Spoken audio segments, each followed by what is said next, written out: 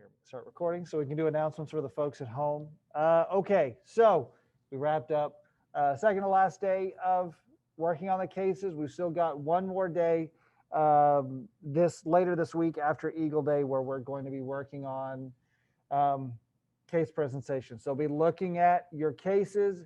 If you have to be doing any follow-up interviews or anything like that, you want to think about how that's going to work with the rest of your group members. Okay.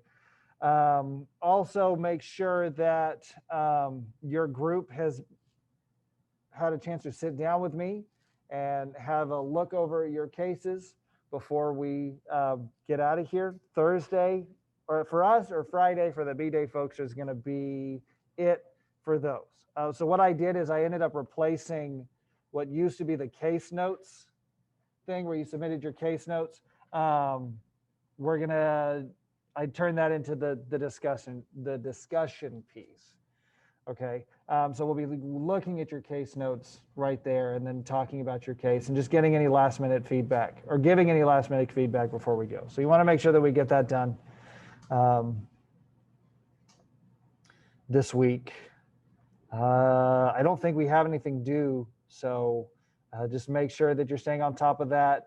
We don't want any last minute surprises going into presentations next week. There was actually one more thing I wanted to talk about real quick, just to reiterate some of the stuff that I had discussed in class.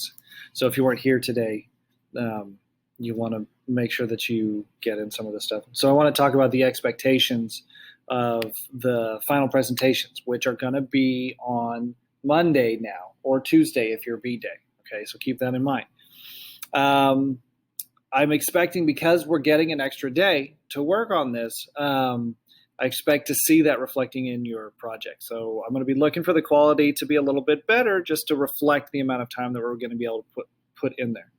Some other things that I'm going to expect to find in there are explanations of the evidence. So what evidence did you find? What type of glass? What paint did you find? Your tire evidence and stuff like that. And how that supports your case. Now, somewhere in your story, you need to develop your narrative of who is the suspect, who struck the victim's car, where did they go, where did they come in, and stuff like that. And there's a few resources that I provided for y'all to be able to look at. One of them in the case information folder right here is called Crime Scene Images. That's actually going to take you to a link that shows you different pictures, so entrances and exits. It's going to show you parts of the parking lot that the crime could have taken place. And so these are at your disposal, and that's what you should use to tell part of your story. Okay. I also expect to see visuals of the evidence that you collected, the glass, the tire tracks, the paint,